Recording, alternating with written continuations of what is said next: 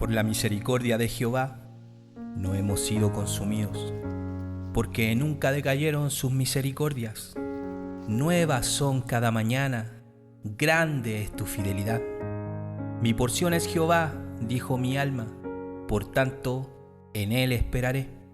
Bueno Jehová a los que en él esperan, al alma que le busca. Reflexiones. Si hay algo que nos enseña la palabra de Dios, y claramente, es que Dios está airado con este mundo. Claro, tú te podrás preguntar, pero ¿qué le he hecho yo a Dios? El problema está en que nosotros hemos apartado a Dios de nuestra vida, y la causa de esto es el pecado que mora en todos nosotros.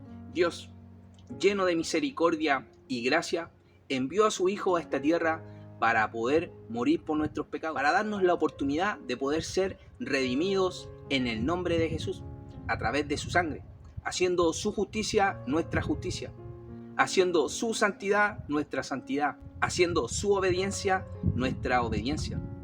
Pero tal como te dije en un principio, Dios está airado con este mundo, y esa ira es una ira santa, una ira justa, y la palabra de Dios nos explica claramente este asunto.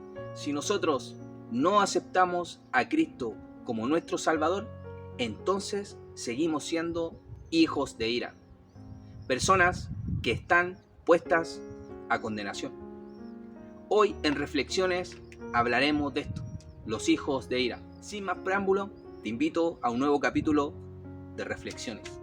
Romanos capítulo 1, versículos del 18 al 32 nos dice lo siguiente: porque la ira de Dios se revela desde el cielo contra toda impiedad e injusticia de los hombres que detienen con injusticia la verdad.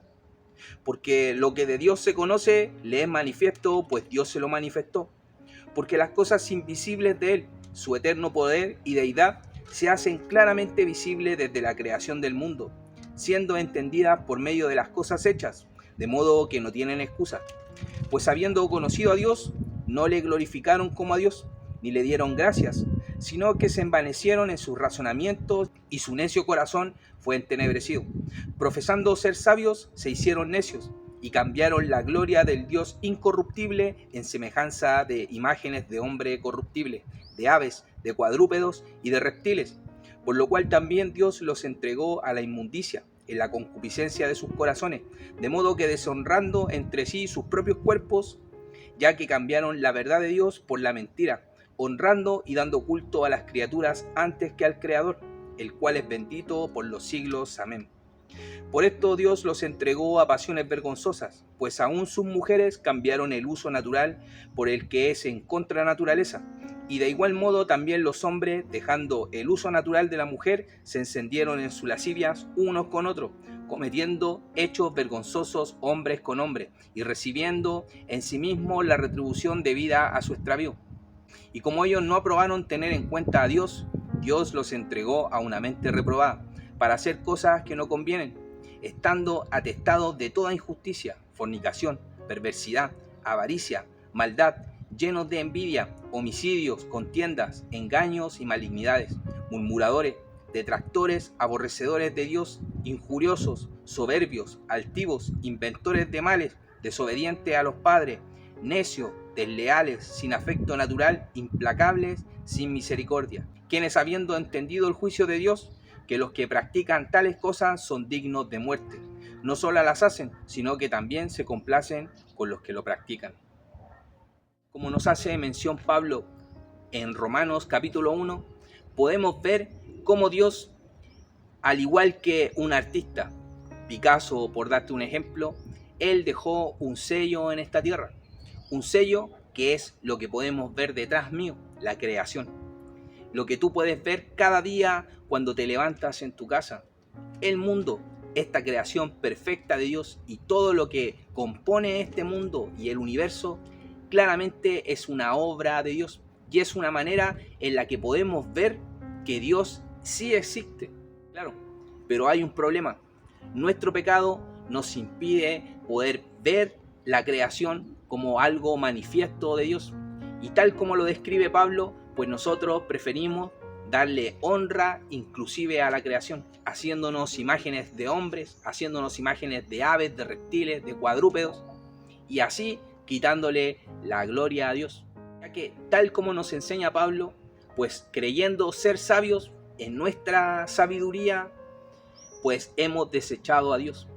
Y Dios, desechándonos a nosotros, nos ha dejado a nuestra concupiscencia, a los deseos más ocultos de nuestro corazón. Y así podemos ver desarrollados los distintos aspectos que nos menciona Pablo. Por ejemplo, las mujeres dejando el uso de su cuerpo, el uso natural, encendiéndose con otras mujeres, y así hombres con otros hombres. También podemos ver los resultados de nuestra concupiscencia en la carne, siendo murmuradores, homicidas, todo lo que usted hoy puede ver claramente a través de las noticias e incluso lo puede ver en su propia vida. Eso es el pecado, nuestra vida de espaldas a Dios. Esta es la manera en que nosotros podemos darnos cuenta que vivimos una vida que no es agradable a Dios. Pero usted dirá, entonces, ¿cómo yo puedo agradar a Dios? Y ahí es el meollo del asunto. Ese es el pic del Evangelio. Ese es el punto donde entra nuestro Señor Jesucristo.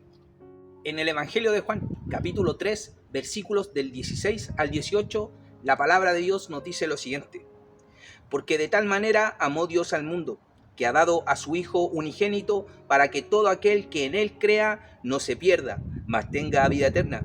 Porque no envió Dios a su Hijo al mundo para condenar al mundo, sino para que el mundo sea salvo por él. El que en él cree no es condenado, pero el que no cree ya ha sido condenado, porque no ha creído en el nombre del unigénito Hijo de Dios. Querido hermano, querida hermana, querido amigo, la posibilidad que tenemos nosotros para agradar a Dios es una, y esa posibilidad es otorgada por la misericordia y la gracia de Dios. Y esa misericordia tiene un nombre sobre todo nombre: Jesús de Nazaret. Aquel hombre, Hijo de Dios, que vino a esta tierra para pagar por tus pecados, por mis pecados, en aquella cruz. Una obra consumada, una obra perfecta. Y cada persona que cree en el Hijo de Dios como su Salvador, Él toma posesión de aquella obra y la hace suya. Este es el milagro más grande que nos muestra la palabra de Dios. Este es el amor de Dios hecho un hombre, hecho carne, nuestro Señor Jesucristo. En el Evangelio de Juan, capítulo 3, versículos 36, Dios nos habla claramente a través de Juan, el cual nos dice: el que cree en el Hijo tiene vida eterna, pero el que rehúsa creer en el Hijo no verá la vida, sino que la ira de Dios está sobre él. Querido amigo, usted tiene una posibilidad de agradar a Dios, y esta posibilidad fue otorgada por Dios mismo. En su misericordia, en su gracia, Él ha enviado a su único Hijo, al unigénito, a nuestro Señor Jesucristo. Y si usted cree en Él, pues usted, amigo, entrará a la salvación. Porque la salvación es gratuita. La salvación no es a través de nuestras obras, de nuestro logro, sino que nosotros hacemos parte de esta salvación al creer en Jesucristo. Por eso, la invitación de hoy a través de esta reflexión es que usted ore a Dios. Si usted, tal como nos enseña este versículo 36, si usted no cree en el Hijo, verá la ira de Dios sobre usted, y usted será puesto para condenación, un hijo de ira. Hoy tiene la oportunidad de entrar a su cuarto, tomar a su familia, arrodillarse y pedir a Dios por su vida eterna. Órele a Dios, porque nosotros le hemos dado a la espalda, y Él, dándonos una posibilidad, nos otorgó a su Hijo, a nuestro Señor Jesucristo. No pierda más tiempo. Yo lo invito esta tarde a que usted entienda que solo tiene una oportunidad, y esa oportunidad es Jesucristo. Dígame, ¿y qué hará? ¿Seguirá dándole la espalda a Dios? ¿O entrará en su cuarto y pedirá por su salvación? Que Dios le bendiga.